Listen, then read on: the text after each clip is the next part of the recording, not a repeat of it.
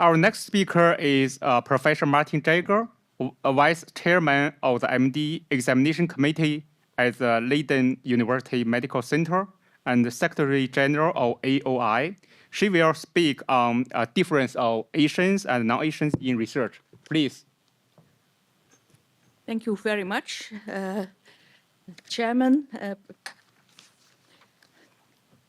Professor Lam, and ladies and gentlemen. A subject that we came across a few years ago is that I don't want to be critical of the guidelines, but in eye melanoma, everybody has been using guidelines set up in Europe and the United States. And we became aware that there is more than that part of the world. And different populations, different diseases, and it's really different. The work I'm presenting comes from my fantastic students and postdoctoral fellows. And everybody here knows that there are differences in diseases, in the epidemiology of diseases in different parts of the world. This is the burden of gastric cancer. The Netherlands are here, and it's an uncommon disease. But if you go to Asia, to China, already in my first year of medical school, this was used as an example of different diseases in different parts of the world. And for retinoblastoma, a very important eye tumor in children, every dot here is a center, and the places where you find most of the children are in Southeast Asia. Now, I'm speaking about uveal melanoma, a malignant tumor of the eye. In the Netherlands, 1 out of 2 people who get this will die. It does not occur very frequently, but it's a very dangerous disease. If people are treated at the phase where they are changing from a nevus to a small melanoma, you can cure the whole disease, but often people come too late, and then it has already spread through the bloodstream to the liver, and it will kill the patient. These are the survival curves. In the Netherlands, each person, when they are born, they are registered. When they die, they are registered. And the cause of death is registered. So you can go to the registry and get information on each of your patients. And now, if you look at the world incidence, where does this disease happen? There is a high density of patients in Northern Europe, in the US and Canada, and in Australia and New Zealand. And it's much less everywhere else. The big centers where they have the many patients, for instance, Philadelphia and also the Netherlands and Denmark, they are the ones that have written the guidelines and the books and many papers. The Netherlands, as I said, they are here. We have a really very high incidence of this disease. And the interesting thing was the best report on publications on this research area comes from China, from the group of Professor Fan, who was here earlier. And he shows that because we have so many patients, Leiden University, where I work, is the #1 place for publications on this subject. And the group of Shields is the second one, Jefferson University. This is our university, where we have so many patients. The hospital is in the front. This is the hospital. This is our translational research laboratory. And behind this area, you see a lot of buildings. And that is the Bioscience Park, with over 500 different companies working there. And that gives fantastic facilities for translational research.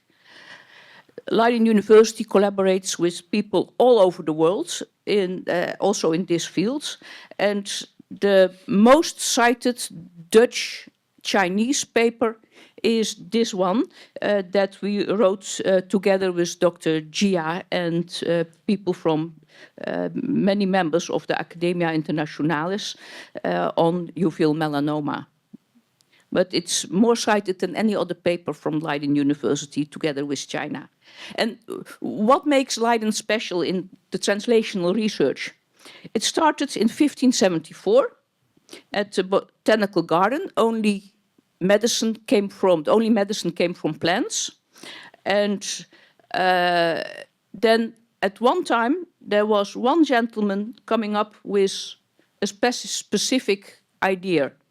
And he started building the Leiden Bioscience Park.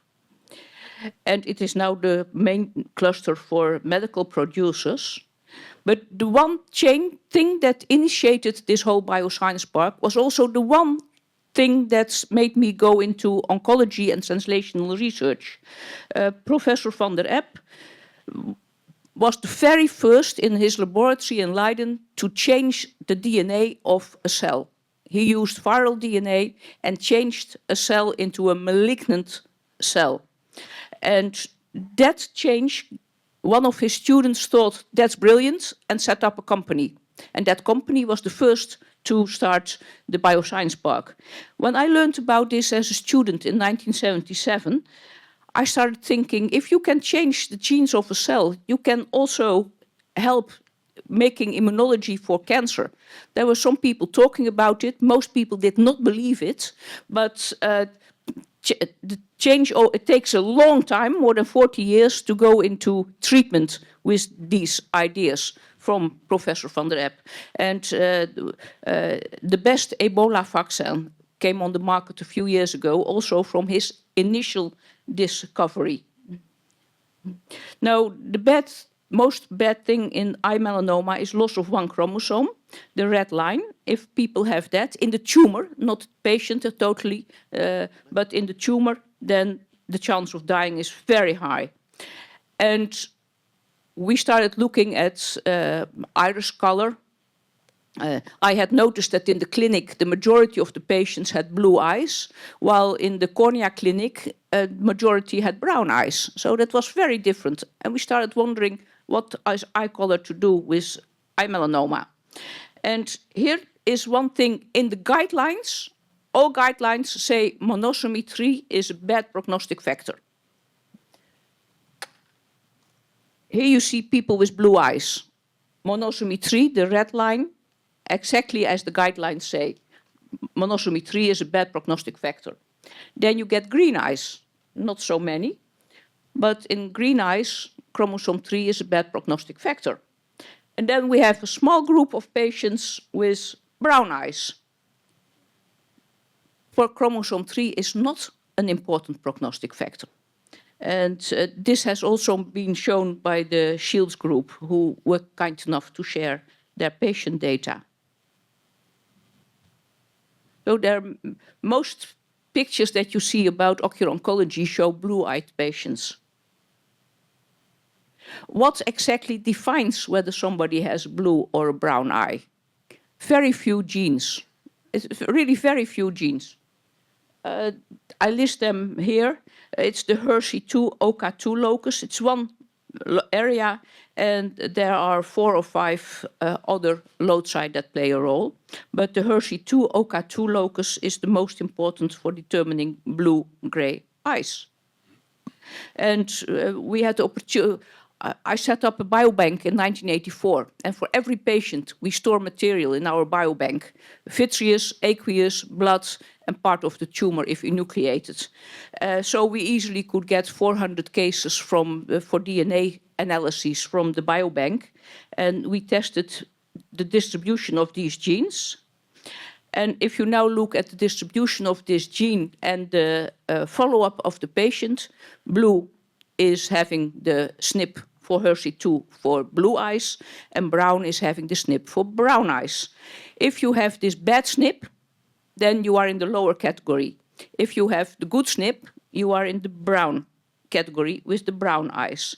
And I made in yellow the most important difference, and that is that the monosomy 3 is really associated with having this blue SNP alleles.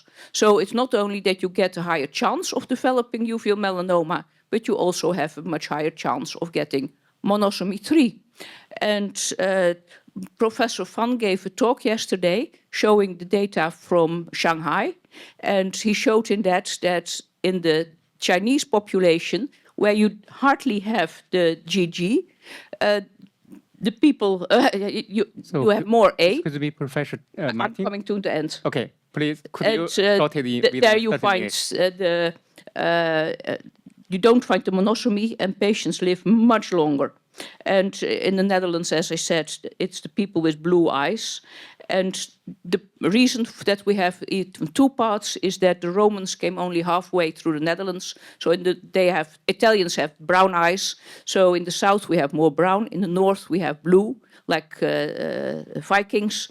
And that gives us a lot of people with uveal melanoma, while the GG phenotype is not found in most people in Asia. So people with blue eyes have a higher chance, and with brown eyes, people have to build their own databases and get their own view on what is important. That is the conclusion of my talk. Thank you very much. Thank you, Professor Jager.